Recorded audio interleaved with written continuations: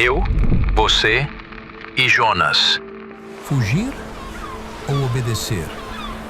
É nesse momento que nos vem o medo, orgulho e, enfim, as consequências. É no fundo do poço que nos resta a oração. E Deus nos dá segundas chances. Arrependimento. Caminhos revistos. Nas mãos do Deus de misericórdia, a nossa missão recomeça hoje.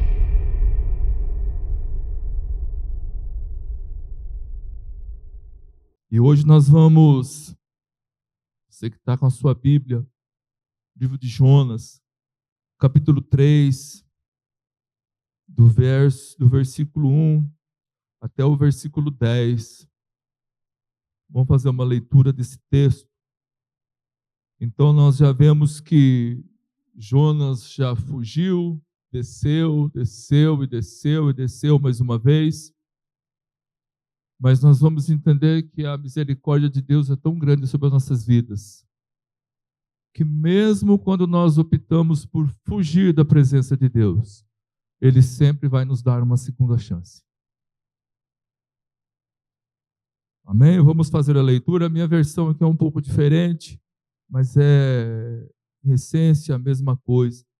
Veio a palavra do Senhor a segunda vez a Jonas, dizendo: Dispõe-te, vai à grande cidade de Nínive e proclama contra ela a mensagem que eu te digo.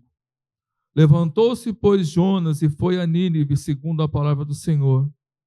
Ora, Nínive era uma cidade muito importante diante de Deus, e de 3 dias para percorrê-las. Começou Jonas a percorrer a cidade, caminho de um dia, e pregava e dizia: ainda 40 dias e Nínive será subvertida. Os ninivitas creram em Deus e proclamaram um jejum, vestiram-se de pano de saco, desde o maior até o menor. Chegou essa notícia ao rei de Nínive, ele levantou-se do seu trono, tirou as suas vestes reais, cobriu-se de pano de saco e assentou-se sobre a cinza. E fez-se proclamar e divulgar em Nínive, por mandato do rei, seus grandes, nem homens, nem animais, nem bois, nem ovelhas provem coisa alguma, nem lavem o rosto, nem levem ao pasto, nem bebam água, mas sejam cobertos de pano de saco, tanto os homens como os animais, e clamarão fortemente a Deus e se converterão, cada um do seu mau caminho e da violência que há nas suas mãos. Quem sabe não se voltará a Deus e se arrependerá, e se apartará o furor da sua ira, de sorte que não pereçamos. Viu Deus o que fizeram, como se converteram do seu mau caminho, e Deus se arrependeu do mal que tinha dito que faria e não o fez. Oremos nesse instante. Senhor, nós te damos graças pela tua palavra, porque nós cremos que ela ainda continua viva e eficaz para produzir transformação em nossos corações, nas nossas vidas. Que ela possa achar em nós, nesta manhã, um lugar onde ela possa crescer, brotar, germinar e dar frutos. Espírito Santo de Deus, sabemos que tu está nesse lugar e que, na verdade, a responsabilidade de nos convencer não é minha, não é do Ministério de Música, mas a responsabilidade de convencimento é tua, Espírito Santo de Deus. Por isso abrimos o nosso coração nesta manhã. Fala a cada um de nós, é o que nós te pedimos em nome de Jesus. Amém, irmãos? Então, se nós pararmos e você abrir qualquer portal de notícias, embora ontem, desde de manhã, a principal notícia, você já sabe o que é, né? Não falava em outra coisa, irmão, porque o Brasil não... Mas você vai ver uma sociedade caótica, pessoas prisioneiros em suas próprias casas, reféns do medo, da injustiça, reféns de tantas coisas. E é interessante, irmãos, que quando nós olhamos para a Bíblia, às vezes, e eu já ouvi isso algumas vezes de algumas pessoas, fala assim, a Bíblia é uma história da carochinha, é só bobo que acredita. Mas, irmão, se você olhar para a Bíblia, tudo quanto nela foi escrito é para que nós não tenhamos uma desculpa quando chegarmos diante de Deus. Eu não sabia disso. Se você pegar a sua Bíblia em Romanos capítulo 15, versículo 4, diz assim: pois tudo quanto outrora foi escrito, para o nosso ensino foi escrito, a fim de que pela paciência e pela consolação do Espírito Santo tenhamos esperança. Então, quando nós olhamos principalmente para os livros do Antigo Testamento, nós temos que ter em mente que Deus sempre quis nos trazer uma lição para os nossos dias atuais. Irmãos, e se a gente for olhar quantas Nínives nós temos hoje, às vezes dentro do nosso próprio Brasil. E não estou aqui para falar de violência, não estou aqui para falar de governo, não estou aqui para falar de nada disso. Mas no meio de toda essa confusão que nós vemos escancarada, como que a igreja tem se comportado diante de tudo isso? Como eu e você, como igreja, temos nos comportado diante de tudo isso? E nós chegamos à conclusão que a igreja basicamente se divide em dois aspectos. Tem aqueles que brigam por justiça social. E não é errado. Mas eles se esquecem de uma coisa importantíssima que o livro de Jonas trata: a justiça de Deus e a condenação do pecado. Então, tem igrejas que prezam pelo social. Eu vou repetir, isso não é errado. Porque nós estamos tão acostumados a cantar um Deus que é bom, e realmente Deus é bom. Mas nós nos esquecemos que o mesmo Deus que é bom, misericordioso, salvador, longânimo, compassivo, misericordioso, também é um Deus justo. E nós temos uma dificuldade em nossos ouvidos de falar que Deus é justo, que Deus se ira. E nós temos outro extremo de pessoas que pregam sobre a ira de Deus, sobre o juízo, que Deus vai pesar a mão, mas se esquecem da questão social. Então, se você for olhar num contexto, a igreja cristã, ela basicamente se divide nessas duas partes. Aí uma pergunta para mim e para você, para nós começarmos a refletir nessa nossa conversa. Como ser igreja fiel em um mundo tão injusto? Uma outra pergunta: pregamos o juízo de Deus ou nós vamos lutar por justiça social? Nós vamos cuidar das pessoas ou nós vamos pregar o evangelho? E isso é uma coisa que está enraizada em nós. As duas coisas são válidas, porém nós temos que entender que nós temos que juntar as duas coisas para ela se tornar eficaz. Amém? Porque muitas das vezes nós olhamos para o livro de Jonas e nós vemos Nínive. E se eu vou olhar, Nínive não era uma cidade pequena, porque se você pegar no mesmo livro de Jonas, no capítulo 4, no último versículo diz assim, e não hei de ter compaixão da grande cidade de Nínive, em que há mais de 120 mil pessoas que não sabem discernir entre a mão direita e a mão esquerda, e também muitos animais. Então, Nínive não era uma cidade pequenininha. Ela era a capital de um grande império, ela era uma cidade cruel, o pastor Samuel já falou isso. E se for acrescentar alguma coisa, teve épocas do governo assírio, quando ele dominava, que as pessoas entravam numa cidade como troféu, cortavam a cabeça de todos os homens e empilhavam na entrada da cidade. Então quem chegava ali sabia que o povo de Nínive tinha passado por ali, o batalhão de Nínive tinha passado por ali. Na nossa concepção, na minha concepção, se Deus falasse para mim pregar em Nínive, eu não iria. Você iria? Eu não iria, irmão. E eu não estou aqui defendendo Jonas, mas Jonas pensou aqui, Deus, que eu vou lá. De jeito nenhum. Mas nós temos que entender que quando Deus manda, é porque Ele tem um propósito. E quem convence o homem do pecado, da justiça e do juízo não somos nós, é o Espírito Santo de Deus. Então a primeira lição que nós aprendemos, tiramos desse capítulo, você vai ver que o capítulo começa assim, o capítulo 3. Veio a palavra do Senhor a segunda vez a Jonas. Deus poderia perfeitamente, na primeira vez que mandou ele não quis fazer, beleza, não quer ir, eu coloco o outro. Mas Deus não fez isso. Deus falou, tudo bem, Jonas, você não quer ir, você vai dar uma volta no peixinho, vai ficar meio atribulado aí uns 3 dias, depois, irmãos, o pastor Samuel não comentou, mas eu fico imaginando a sensação de você estar dentro de um peixe. Né, irmãos? E você pode pesquisar, irmãos, que qualquer peixe que come de tudo, ele tem algo no estômago dele, que tudo que cai no estômago dele dissolve rapidinho. Imagino quando Jonas foi engolido pelo peixe, ele pensou, virei bagacinho, já era. Mas Deus foi tão misericordioso que não deixou o peixe fazer digestão. Então, nós entendemos que mesmo que, e quando Deus nos dá uma ordem, nós tentamos fugir de Deus, Ele sempre nos vai dar uma segunda chance. Quantas vezes Deus já através do Espírito Santo, falou, prega para aquela pessoa? Eu sei porque eu já pensei assim. Não vou pregar nada. O cara é ímpio. O cara é, perdão da expressão, perdido.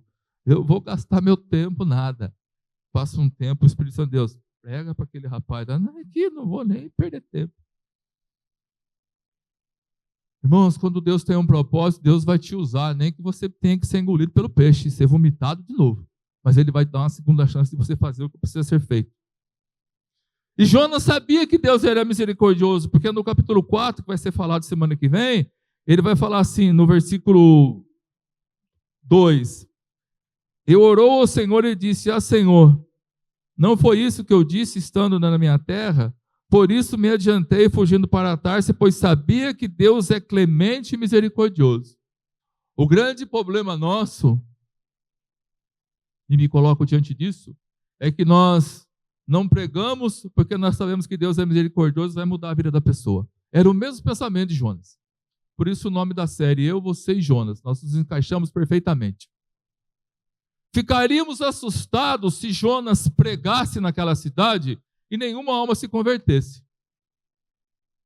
Mas é aí que vem a surpresa. A Bíblia diz que ele pregou, ele caminhou um dia só anunciando a palavra de Deus, e a Bíblia fala que eram 3 dias de caminhada para atravessar a cidade, então não era uma cidade pequena, irmãos, em extensão territorial.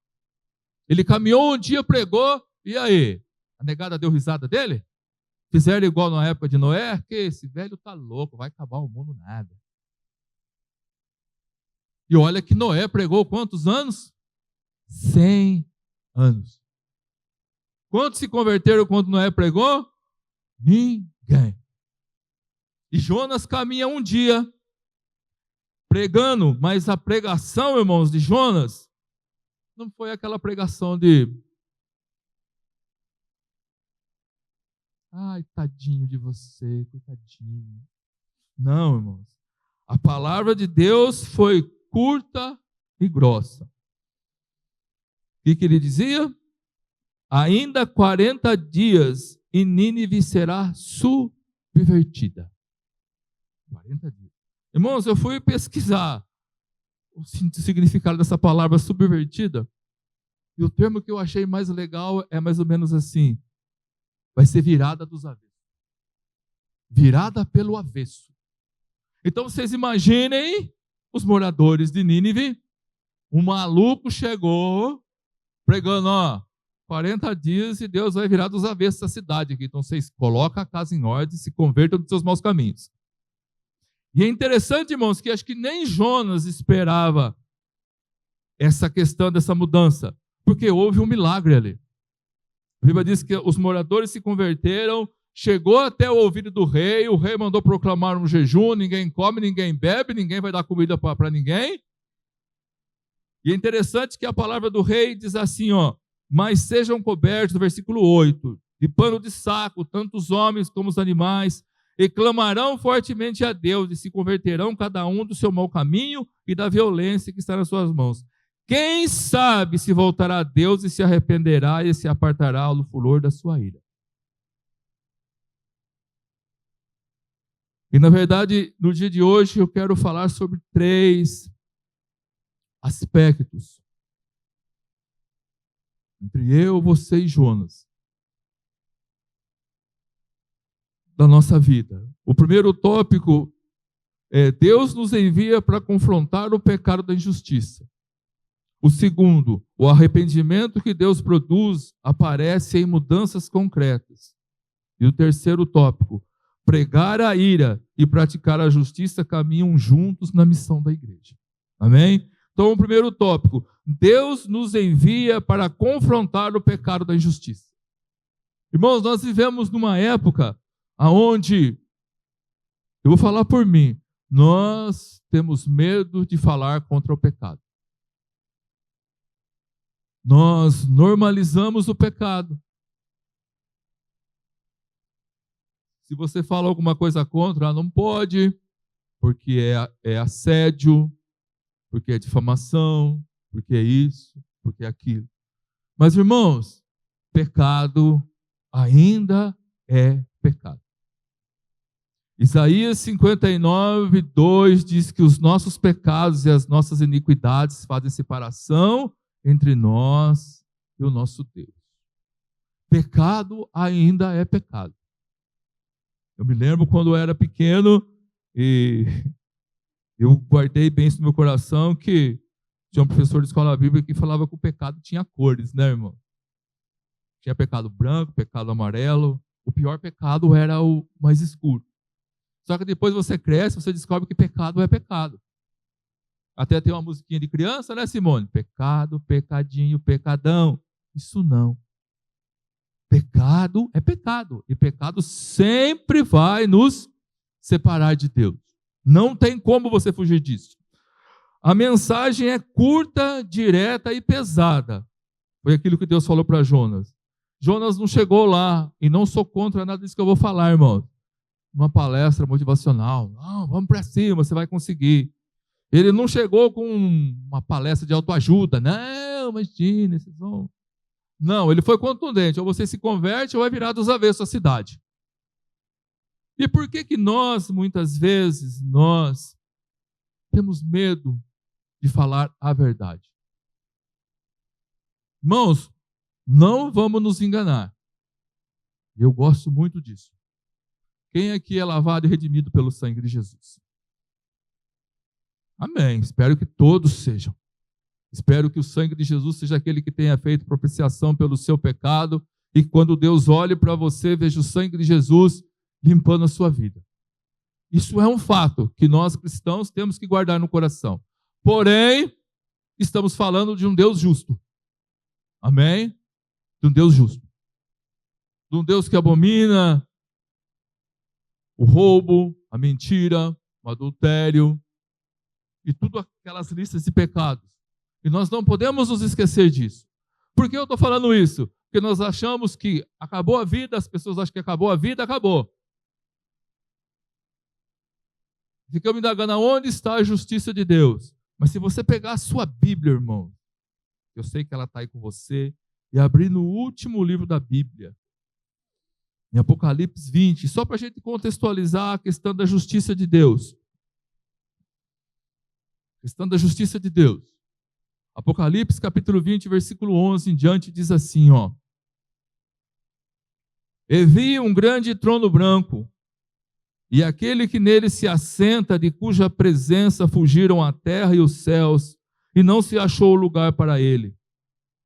Vi também os mortos, os grandes e os pequenos postos em pé diante do trono. Então se abriram os livros. Ainda outro livro, o livro da vida, foi aberto. E os mortos foram julgados segundo as suas obras, conforme o que se achava escrito nos livros. Deu o mar os mortos que neles estavam, a morte e o inferno entregaram os mortos que neles havia. E foram julgados, um por um, segundo as suas obras. Tem como nós escaparmos do juízo de Deus? A humanidade caminha tranquila, achando que tudo é brincadeira. E nós vimos aqui que Deus, se você gosta de escatologia, você vai ver que aqui já está no final dos tempos, já passou grande tribulação, já está lá na frente, irmão. E a Bíblia diz que aquele que está sentado no trono, que é o nosso Deus, todo mundo fugiu da presença dele. E a Bíblia diz que todos, grandes, pequenos, servos, escravos, livres, vão comparecer um dia diante do trono. Irmãos, um dia eu estava conversando com um pastor e ele usou a seguinte frase. Eu perguntei para ele, quem é que o senhor gostaria de ver quando estivesse sendo julgado? Ele falou assim, eu gostaria muito de ver Hitler. Ele deu esse exemplo, porque vão se abrir os livros e a pessoa vai ser julgada por aquilo que fez e por aquilo que deixou de fazer. Isso não é a história da carochinha, irmãos, porque Deus é justo. É justo. Mas, dentro do contexto de Jonas, nós vemos que Deus nos envia para confrontar o pecado, irmãos, quando fomos impelidos pelo Espírito Santo de Deus a falar para as pessoas e mostrar que estão no caminho errado. Não tenha medo, irmãos. Eu vi uma frase essa semana que marcou-se o meu coração. Diz assim, ó, os profetas de hoje revelam o nome. Já os profetas da Bíblia revelam o pecado e chamam os pecadores ao arrependimento. Não sou contra profetas. Mas dificilmente você vai ver um profeta se levantar e fulano, põe a sua casa em ordem, porque isso. Se um profeta fizer isso no meio da igreja, ele nunca mais volta a pregar. Porque nós temos uma dificuldade com o pecado. Mas não vamos nos enganar, irmãos. Paulo ele fala assim, ó, segui a paz com todos e a santificação sem a qual ninguém verá o Senhor. Eu não sei como anda a sua vida, sei da minha. E eu entendo, irmãos, que se não houver santificação na minha vida, eu vou responder para Deus da minha forma como eu vivo. Tem uma frase que diz assim, e Deus que é amor também é justo. A ira de Deus é a reação santa e necessária do amor contra tudo o que destrói a vida. Esses dias me perguntaram por que Deus permite tantas coisas mal acontecer. Você já se fez essa pergunta também, irmão? Às vezes nós vemos calamidades, tantas coisas. Eu vou fazer aqui, eu vou abrir um paralelo aqui. E vamos olhar um pouco para o nosso Brasil, irmãos. Você vive aqui, você é abençoado por Deus. Você acha que o Brasil é um país abençoado? Sim ou não? Sim. Só que agora, as pessoas estão pensando no próximo carnaval. Estou falando do carnaval. Onde deliberadamente se pratica toda sorte de perversidade. Você pare para pensar se Deus, como um Deus justo, fosse punir o nosso país por aquilo que ele vê que acontece no carnaval.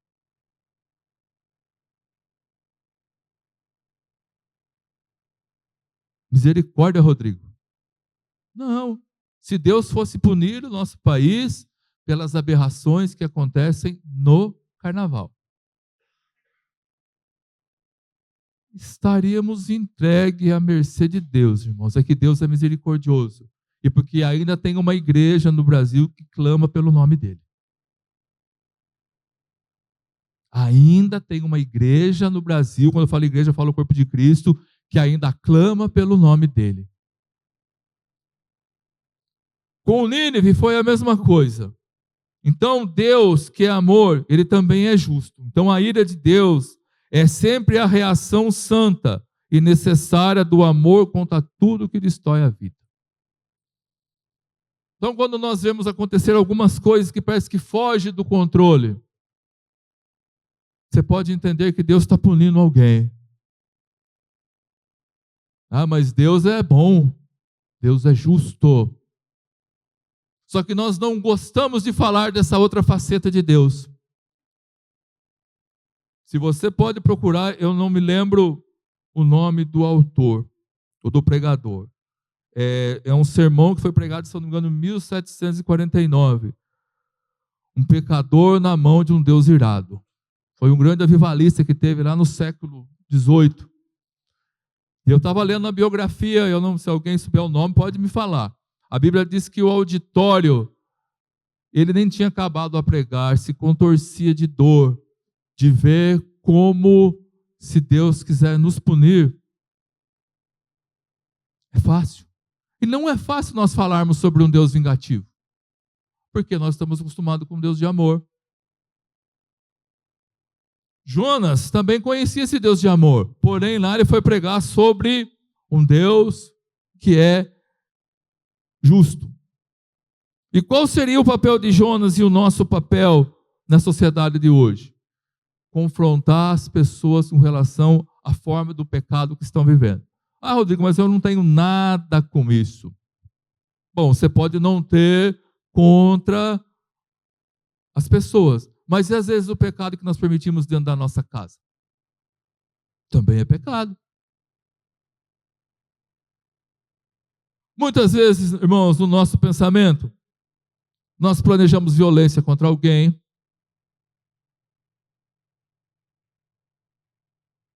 Oh, você planeja, Rodrigo? Irmãos,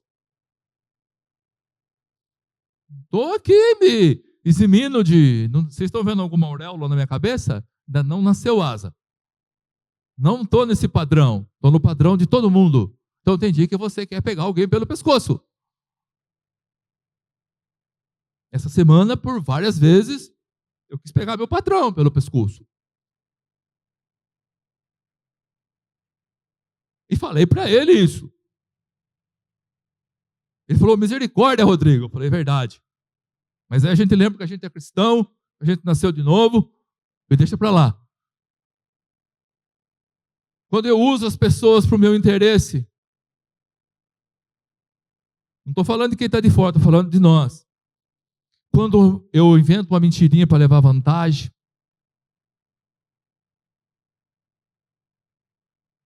quando eu exploro quem trabalha para mim,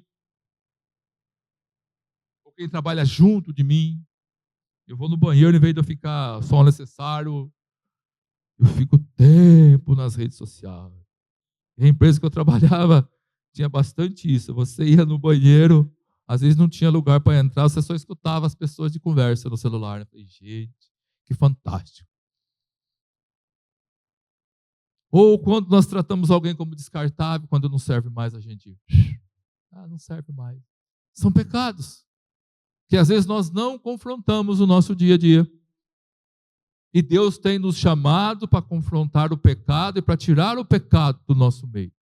Eu sei que, irmãos, confesso que eu não queria pregar sobre isso. Eu sei que isso é uma coisa que machuca, que dói, porque nós estamos acostumados com a carícia do nosso ego. Não, levanta a mão, que essa semana Deus vai dar vitória para a sua vida. Eu sei, irmãos. Isso aí é promessa bíblica. Isso aí não precisa ninguém vir aqui falar. Jesus falou que vai estar comigo todos os dias, até a consumação dos séculos. É ponto e acabou. Agora, quando nós nos deparamos com o confronto do Espírito Santo, que nós precisamos mudar a nossa atitude, opa, aquele irmão tinha que estar aqui para escutar. Não, irmãos, é para mim mesmo. Porque essa semana, irmãos, o Samuel me passou o rascunho que eu tinha que falar. Irmãos, eu fiquei assim, acho que eu vou desistir. Eu não vou falar sobre isso. Porque ninguém gosta de falar contra o pecado. Que nós precisamos mudar. Mas isso se faz necessário. Ser igreja fiel significa aceitar o incômodo de ser Jonas numa cultura de Nínive. Não é ser grosso, não é ser arrogante, mas é anunciar com amor a verdade que Deus leva o pecado a sério e Deus vê a injustiça. Não se engane, irmãos, e tudo isso que nós estamos vendo acontecendo no nosso Brasil, todas essas mazelas que nós estamos vendo. E a frase que a gente escuta assim, sabe que não tem justiça? Tem, irmãos.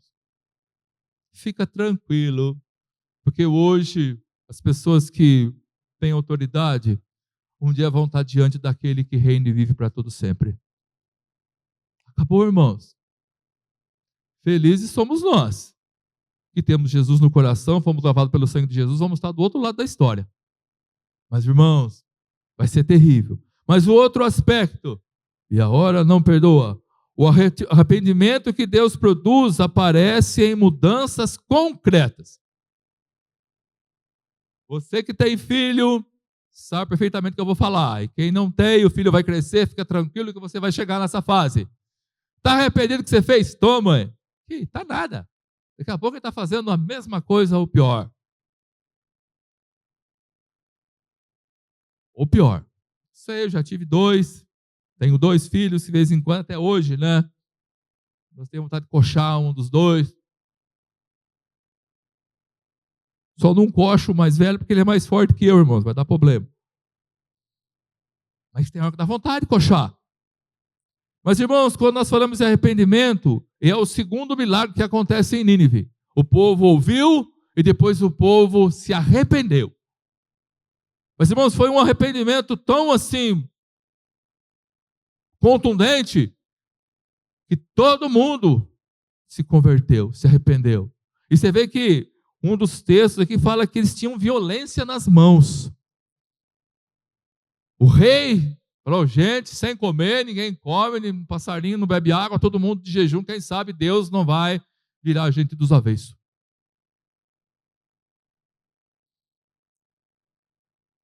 Só que quando nós falamos em arrependimento,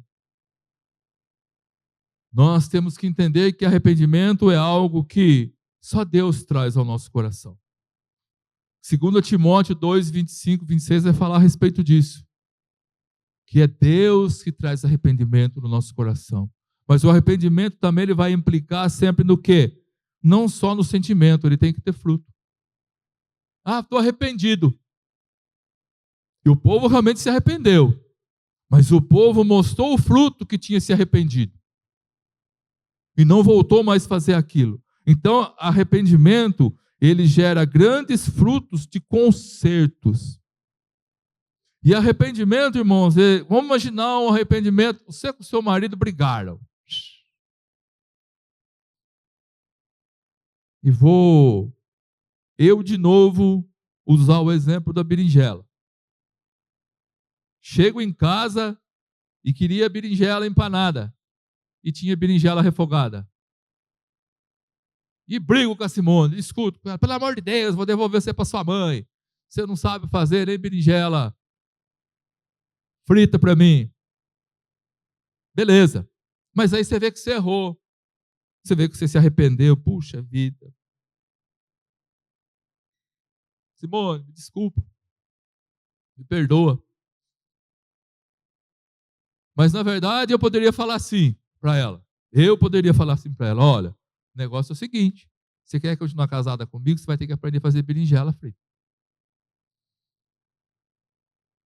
Poderia.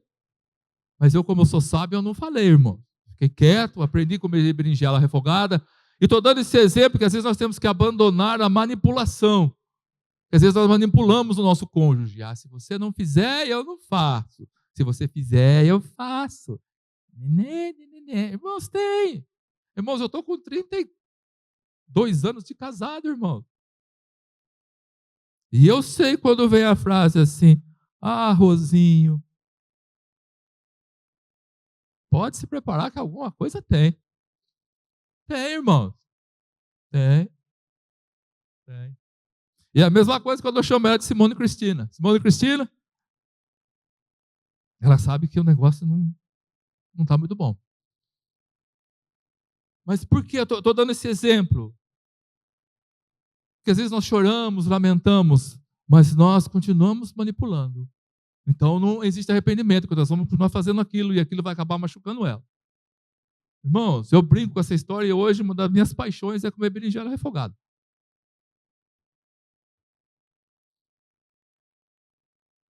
Você gosta? Eu gosto, irmão. Aprendi a gostar. Mas eu não manipulei ela porque ela tinha que aprender a fazer a outra. Irmãos, e ela não aprendeu a fazer a outra, viu? Fica tranquilo. Outra coisa, às vezes arrependimento financeiro. Ah, não vou mais estourar o cartão. Ah, não vou mais pegar dinheiro emprestado e não pagar. Irmãos, eu estou falando uma coisa que acontece corriqueiramente no nosso dia a dia. Quando é arrependimento, nós mudamos. A mesma questão que conversão é uma metanoia, uma mudança de direção, arrependimento também, não vou mais fazer isso. Aí tem a questão do arrependimento emocional. Você fala, quando você briga com a pessoa, você explode. Aí qual que é a frase que a gente usa? Eu sou assim mesmo. Eu sou assim mesmo. Você sabe que eu sou assim. Você não sabe? Irmãos, a gente tem que mudar, porque na verdade, às vezes essas coisas trazem ódio, amargura, e nós precisamos levar isso para a cruz, precisamos ter arrependimento. E não é porque nós somos nascidos de novo, temos Jesus no coração, que nós não temos essas coisas não, viu, irmãos? Não vamos nos enganar, porque enquanto nós estivermos na terra, nós estamos sujeitos a tudo que está nesse mundo. E eu não tenho nenhuma vergonha em dizer o que eu vou falar para vocês. Eu não tenho dificuldade nenhuma em pedir perdão para meus filhos e para Simone. Porque eu erro, irmãos. Uma época, minha menina não queria dormir no quarto dela, eu catei o colchão dela e coloquei para fora. Pergunta para Simone. Irmãos, aqui depois que bateu o arrependimento, falei, puxa vida. O que eu fui fazer? Arrependimento é a segunda coisa que aconteceu em Nínive. Se arrependeram. Mas para não voltar a fazer mais. Isso é interessante, irmãos, que arrependimento ele tem que ter frutos. Se arrependeu? Qual é o fruto que você está dando do seu arrependimento? Vou de novo à história da berinjela. Vou comer berinjela refogada, não tem problema. E quando nós chegamos para Deus e pedimos perdão, Senhor, estou arrependido. Temos que indicar que estamos mudados. Temos que dar frutos. E temos que preservar para que esse fruto permaneça no nosso coração. Sabe por que eu estou falando isso? Você que gosta de estudar a Bíblia, se você está em Jonas, se você for um pouquinho, não vai fazer isso aqui, mas tem um livro, tem Miqueias, depois vai ter Naum, que é o próximo livro, na frente. Na sua casa, essa semana, leia o livro de Naum, que foi escrito mais ou menos entre 120 e 150 anos depois do livro de Jonas. Você vai ver que Nínive voltou a fazer as mesmas coisas erradas. Voltou a pecar de novo. E Deus lançou uma sentença que ia destruir Nínive de novo e destruiu. Você leia lá, irmãos. Então, o nosso Deus é misericordioso, porém Ele é justo. A Bíblia já diz, não se engane o homem. Aquilo que ele semear, você vai colher. Deus não interfere na sua semeadura. Não. Mas Ele também vai te dar o prazer de você colher aquilo que você plantou. E eu falei isso para o meu patrão. E o duro que não é 1 por 1. É 1 por 30, 1 por 60 e 1 por 100. A gente tem que tomar cuidado com isso, irmãos. Porque às vezes a gente fica, não acontece comigo, acontece. E às vezes nós estamos não conseguindo viver plenamente aquilo que Deus tem para nós, porque às vezes falta um arrependimento genuíno no nosso coração. Estou falando de mim, irmãos, porque vira e mexe, eu me pego a fazer ou falar coisas que, puxa, Rodrigo, isso não faz parte mais da sua vida. E, irmãos, eu não tenho nenhum constrangimento de falar contra isso. Mas, irmãos, se nós olharmos, Deus dá duas opções para nós. A Bíblia diz que Deus viu que o povo deixou as obras. Deus tem olhado para você, Deus tem visto que você tem deixado aquilo que não agrada a Ele.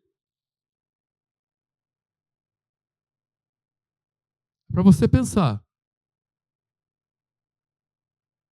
Ou nós continuamos achando que Deus é injusto. Nós temos que o grande problema de hoje é que nós queremos separar. Deus, eu sirvo o Senhor de domingo, dia de semana, desde que eu cuido da minha vida. Deus, de domingo eu estou lá, eu levanto a mão, eu vou falar, eu vou orar, eu vou fazer isso. Mas muitas vezes nós vamos entrar no terceiro passo, é pregar a ira de Deus e praticar a justiça, e vamos entender que elas caminham junto.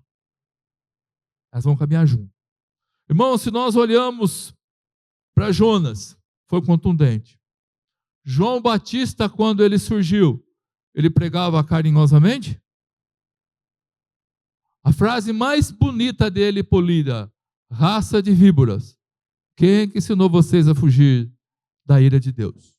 Ô, irmão, se eu estivesse numa igreja que o pastor me chamasse de... eu ia embora, eu levantava aqui que eu vou escutar esse pastor pregar. E João Batista era bem tranquilo, né? Raça de víboras. Quem é que ensinou vocês a fugir da ira de Deus? João Batista está passando a mão no povo? Não. Ele está mostrando para as pessoas que Deus é um Deus justo e que Deus se ira contra o pecado. E quando Jesus surgiu no ministério, e Jesus viu João passando, o que ele falou a respeito de João? Está aí uma pessoa que não tem dolo. Mas hoje, nós temos uma dificuldade de entender esse tipo de coisa.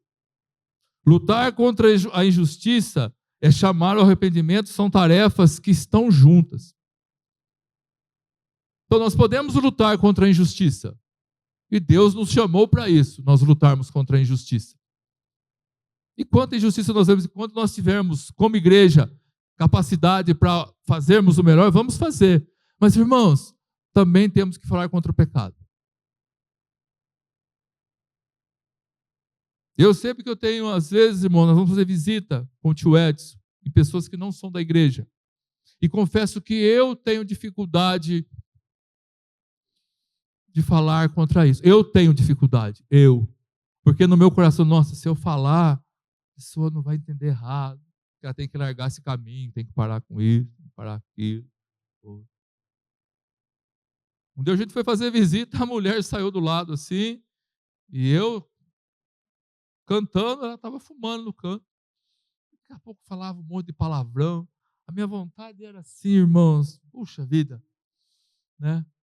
Mas nós temos que aliar a pregação do Evangelho, aquilo que é social, e nós temos que entender que Deus espera que eu e você aponte o pecado, mas aponte que há mudança. Quantas pessoas nós conhecemos que têm os mais variados vícios? Que vivem uma vida resoluta, irmãos, uma vida decadente. E nós conversamos com a pessoa, nós falamos de tudo, mas nós temos a coragem de falar assim, você precisa mudar de vida. Então, um rapaz que trabalha comigo, ele já passou por 2 divórcios. Irmãos, e a gente vai trabalhar fora, a gente dorme no mesmo quarto, eu conheço ele desde a outra empresa que eu trabalhava, faz pelo menos uns 25 anos. Aí um dia ele estava lá, e o Espírito Santo de Deus, fala. Eu não vou falar, não vou falar. E ele, conversando com uma outra namorada dele por telefone, desligou. Aí eu falei assim, escuta, deixa eu te perguntar uma coisa. Por um acaso, algum dia você já se arrependeu de tudo isso que você fez? Ele me chama de moreno. Não, pelo amor de Deus, moreno. Eu nem faço ideia, eu estou errado? Eu falei, claro, filho. Você destruiu o seu primeiro casamento por causa do adultério. O segundo casamento você destruiu por causa do outro adultério. E agora, com essa aí? Ah, essa aí tá assim, sabe? Fica e vai. Eu falei, não, então conserte sua vida com Deus.